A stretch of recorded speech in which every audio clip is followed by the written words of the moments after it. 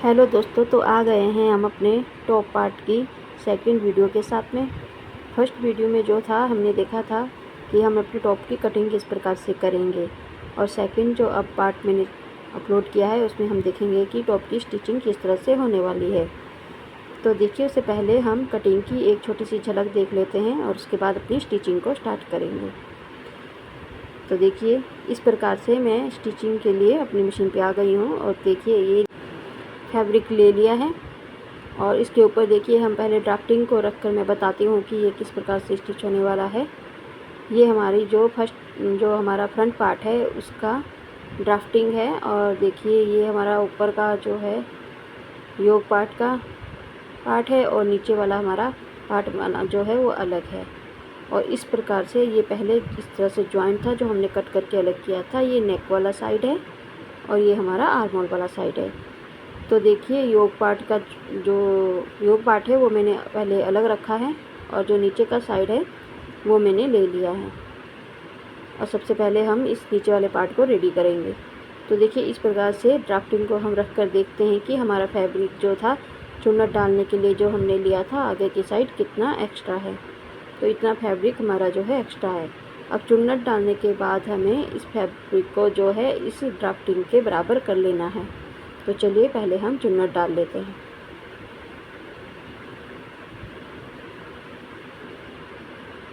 यहाँ पर मैंने एक छोटा सा कट लगाया है ताकि हमें पता रहे कितना फैब्रिक हमारा एक्स्ट्रा है। चुन्नट जो है फ्रंट पार्ट में पूरे में ही डलेंगे, सिर्फ बीच बीच में नहीं, पूरे में हमें चुन्नट डालने हैं। और चुन्नट डालने के बाद ड्राफ्टिंग के बराबर इसको रेडी कर लेना है।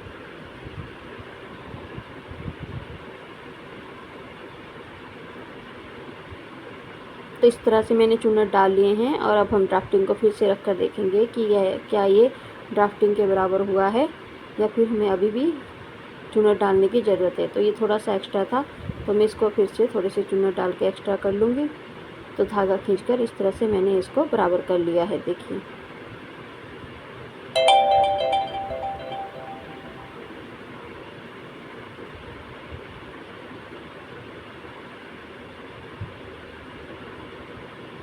अब हमारा ये फैब्रिक हमारे ड्राफ्टिंग के बराबर बिल्कुल इक्वल हो गया है।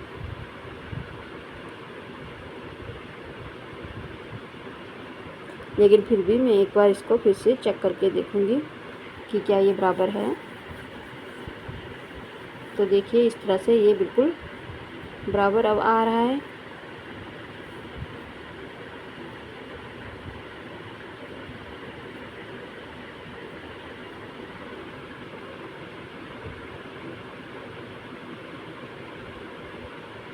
तो चलिए, नीचे का पार्ट हमारा रेडी हो गया है। अब हमें जो है योक पार्ट को रेडी करना है। तो उसके लिए मैंने जो योक पार्ट कट किया था उसको ले लूँगी इस तरह से। और अब हमें इसको ज्वाइंट करने से पहले योक पार्ट को रेडी करना होगा। लेकिन उससे पहले मैंने नीचे का पार्ट रेडी किया है, इसमें मैं लेस भी अटैच कर लूँगी।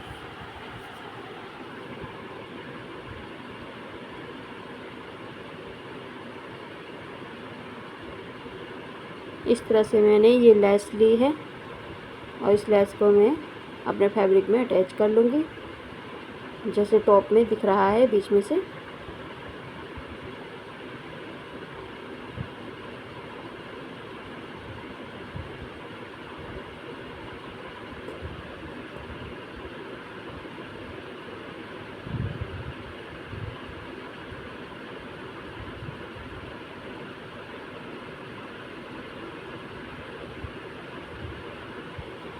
अब फैब्रिक का जो मार्जिन है वो अंदर की तरफ फोल्ड करते हुए ऊपर से एक स्टिच और लगा देंगे।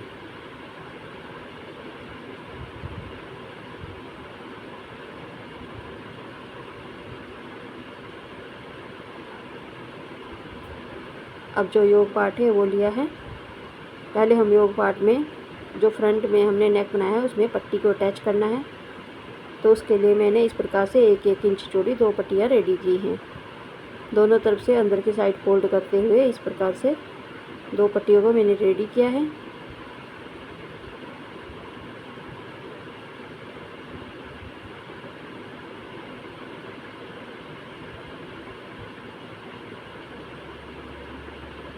पहले हम अपने फ्रंट पार्ट को ओपन करेंगे और जितना भी फैब्रिक जॉइंट है उसको काट कर अलग कर लेंगे इस तरह से।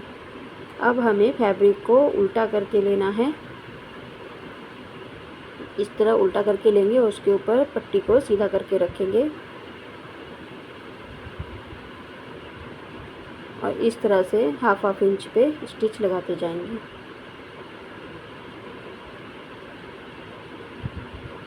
अब पट्टी को फैब्रिक के फ्रंट सीधी वाली साइड पलटकर इस प्रकार से ऊपर से टॉप स्टिच लगा देंगे। इसी प्रकार से हमें दोनों साइड रेडी कर लेने हैं। तो दोनों साइड मेरे रेडी हो चुके हैं इस तरह से। और जब ये पट्टी इस प्रकार से जब नीचे वाले पार्ट के साथ जॉइंट होंगी ना, तो ये इस तरह से आएगी। इस पट्टी का लुक कुछ इस तरह से आएगा। तो पट्टी के किनारों पर भी देखिए मैं लेस अटैच कर रही हूँ। सेम साइज़ की मैंने 2 लेस ली हैं और इस प्रकार से अटैच कर ली हैं।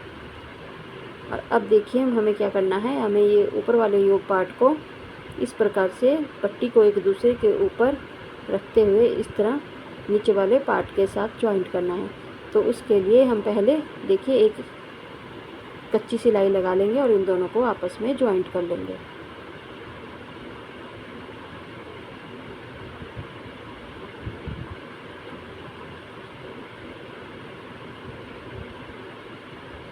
अब इस प्रकार से पलट के उल्टी वाली साइड जो फैब्रिक की है ऊपर रखेंगे और सीधे वाला साइड नीचे रखेंगे और इस प्रकार से लेस के साथ साथ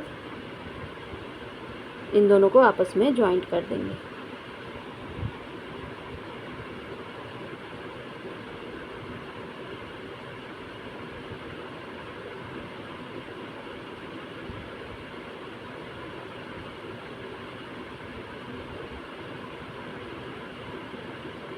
तो देखिए ये कुछ इस तरह से आया है।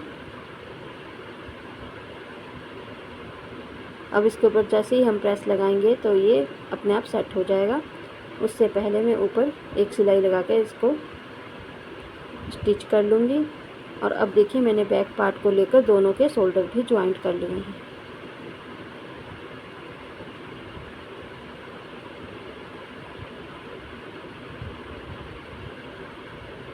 शोल्डर जॉइंट हो गए हैं। अब हम फिटिंग वाली सिलाई भी लगा लेंगे और दोनों को आपस में जॉइंट कर लेंगे। देखिए इस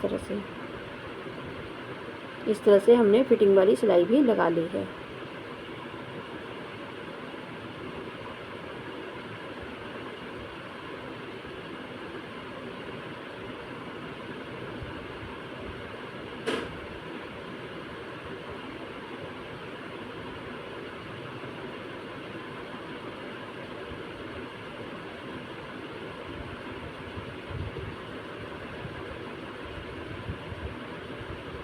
और अब मैंने अपनी स्लीव्स को लिया है। देखिए इस तरह से नीचे से अब हम पहले इसको फोल्ड करेंगे, तब इसमें हमें इलास्टिक भी ज्वाइंट करनी है।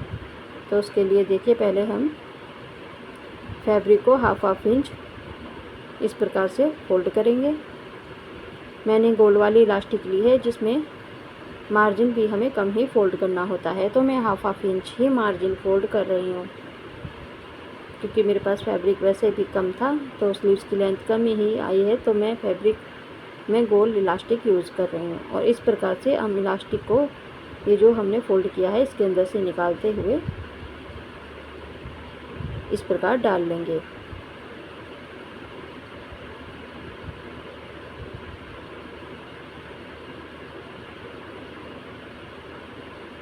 और इस प्रकार से देखिए अब हम अपनी स्लीव्स की भी फिटिंग कर लेंगे।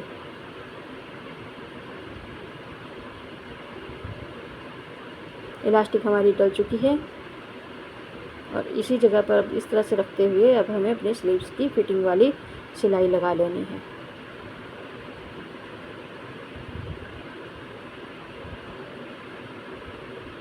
इसी तरह से दोनों स्लीव्स को रेडी कर लेना है।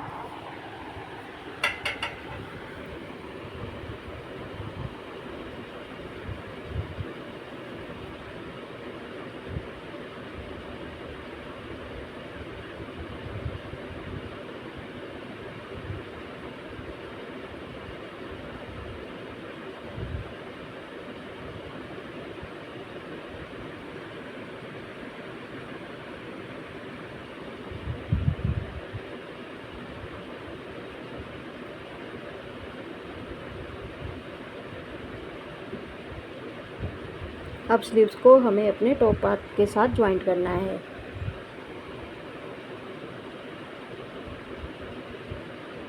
जो हमारा टॉप है उसको हम उल्टा कर कर लेंगे और स्लीव्स को हम सीधी कर कर लेंगे और स्लीव्स को टॉप पार्ट के अंदर रखते हुए स्लीव्स को ज्वाइंट कर लेंगे।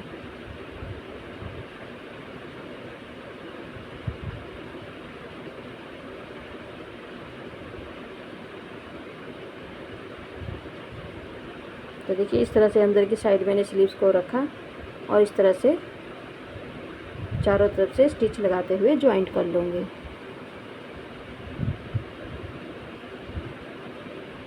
स्टिचिंग में कुछ भी अलग नहीं है, जैसे हम अपने नॉर्मल कुर्ती और टॉप की स्टिचिंग करते हैं उसी तरह से हमें स्टिचिंग करनी है। बस वही है कि इसमें हमारा आर्म होल थोड़ा सा बड़ा है और नेक की पट्टी किस प्रकार से अटैच करनी है, बस वही चीज़ हमें ध्यान में रखनी है। तो इस प्रकार से मैंने स्लीव्स को ज्वाइंट कर लिया है। इसी तरह से मैं अपनी दोनों स्लीव्स को ज्वाइंट कर लूँगी।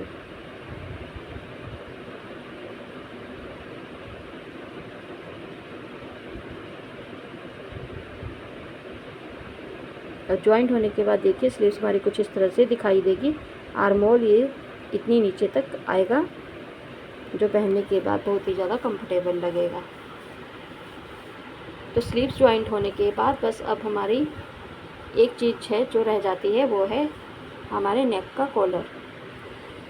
तो चलिए कॉलर भी हम जल्दी से रेडी कर लेते हैं। कॉलर को रेडी करने के लिए पहले हमें अपने कुर्ती में जितना भी हमारा नेक का राउंड है उसको मेज़र कर लेना है। तो इस प्रकार टेप को रखते हुए 1/2 इंच अंदर की तरफ से मैं देख लूँगी कि हमारा कॉलर कितने इंच का रेडी होना चाहिए।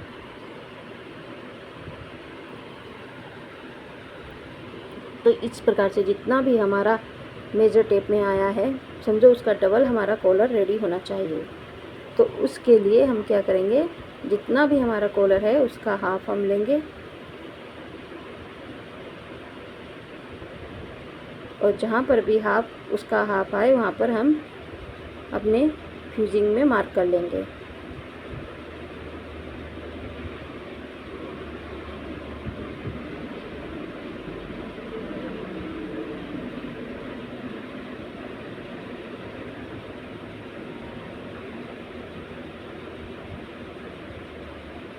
तो देखिए जितना भी हमारा राउंड का आधा आ रहा है उसमें से मैंने 2.5 इंच और माइनस किया और माइनस करने के बाद जितना भी हमारा आया उतने पे मार्क कर लिया।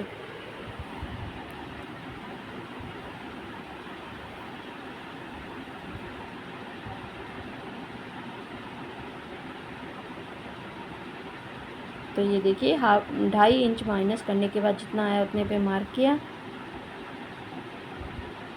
अब इन दोनों का हमें सेंटर करना है और उससे पहले हम ऊपर की साइड एक स्ट्रेट लाइन खींच देंगे और ये स्ट्रेट लाइन थोड़ा ऊपर तक ही हमें लेके जानी है। अब ये जो पहले लाइन बनाई थी हमने, इसका सेंटर लेंगे। सेंटर जितना भी आए उतना ही हमें ऊपर की साइड मार्क करना है। ये देखिए इस तरफ हमें ऊपर की साइड मार्क करना है और इस तरह से दोनों को क्रॉस लाइन के साथ मिला देना है। अब क्रॉस लाइन का सेंटर जो है वहाँ से हमें 0.25 बाहर की साइड जाना है और इस प्रकार से आर्म होल कर्व स्केल के साथ में अपने कॉलर की ड्राफ्टिंग कर लेनी है। अब हमें अपने कॉलर को नाप कर देखना है कि क्या हमारा कॉलर पूरा है जितना हमें चाहिए था। इस तरह से गोल घुमाते हुए मैं देखूंगी कि हमारा कॉलर जितना था क्या हमें मिला है। अगर नहीं मिला है तो उतना ही हमें बाहर ऊपर की साइड और मार्क करना है।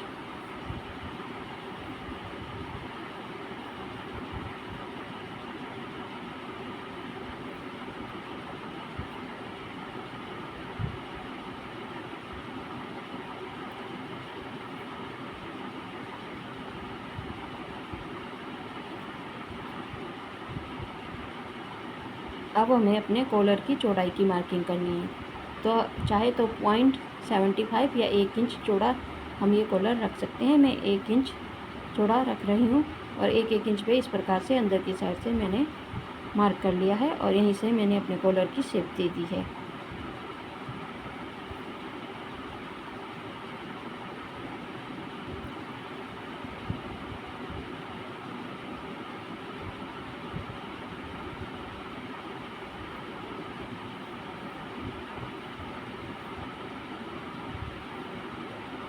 यहीं से हल्का सा राउंड करते हुए इस प्रकार से मैंने कॉलर की शेप दी है और यहीं से अपने कॉलर की कटिंग में कर लूँगी।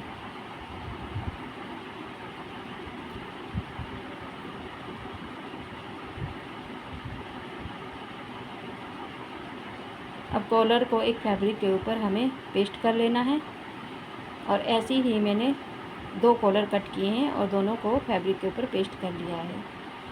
एक कॉलर को मैंने एक साइड से फोल्ड कर दिया है और एक कॉलर को मैंने दोनों साइड से ओपन रखा है, हाफ इंच का मार्जिन दे छोड़ते हुए। अब जिसमें मैंने कॉलर को फोल्ड नहीं किया है वो वाला कॉलर मैं लूँगी और अपने टॉप पार्ट के साथ इस प्रकार से पहले इसका सेंटर लूँगी और कॉलर का भी सेंटर लूँगी।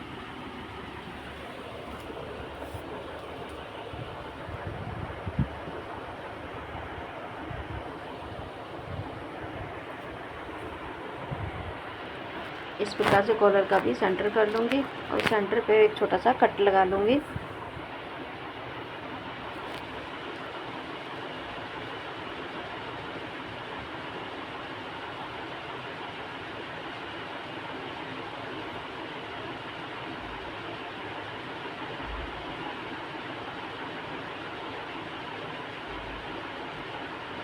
और इस प्रकार से रखते हुए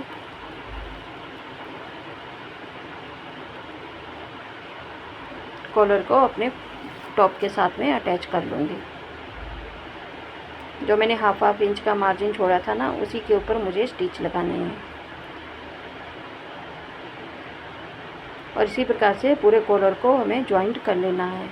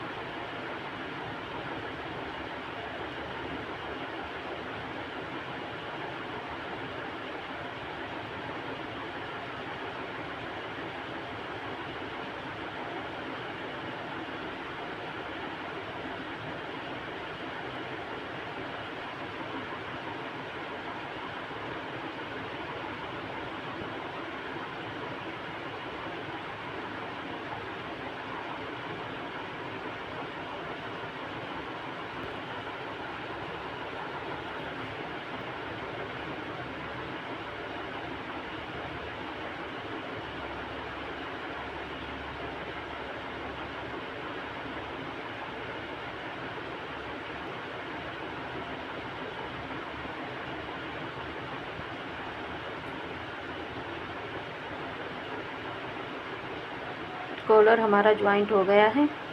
अब इस प्रकार से हमें रखते हुए जो हमने एक कॉलर और कट किया है उसको लेंगे और उसको इस प्रकार से नीचे की साइड इस तरह से रखना है, इस तरह से बिल्कुल बराबर मिलाते हुए रखना है और इस प्रकार से साइडों से लाते हुए कॉर्नर से बिल्कुल अपने कॉलर को ज्वाइंट कर लेना है। अगर इस तरह से हम कॉलर को ज्वाइंट करते हैं तो कॉलर बहुत ही फिनिशिंग के साथ बनकर रेडी होता है और उसके कॉर्नर भी अच्छे से निकल जाते हैं।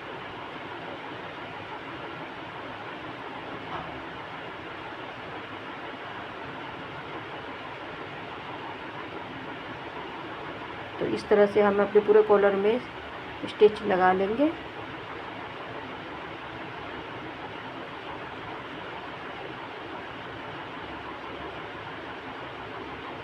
यहाँ पर कॉलर को किस प्रकार से जॉइंट करना है मैंने बहुत ही आराम से और धीरे धीरे आपको बताया है ताकि कोई भी पार्ट जो है वो मिस ना हो सके।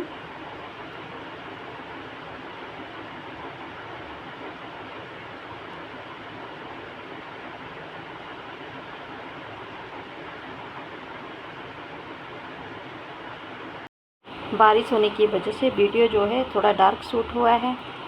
2-3 दिन से बारिश ही कम होने का नाम नहीं ले रही थी, तो वीडियो थोड़ा डार्क कलर में शूट हुआ है, लेकिन आप समझने की कोशिश कीजिएगा। इस प्रकार से कॉलर हमारा ज्वाइंट हो गया है। मैंने छोटे छोटे से कट लगाए हैं इस तरह से और अब कॉलर को पलटकर हम ऊपर की जो टॉप स्टिच है वो लगा लेंगे।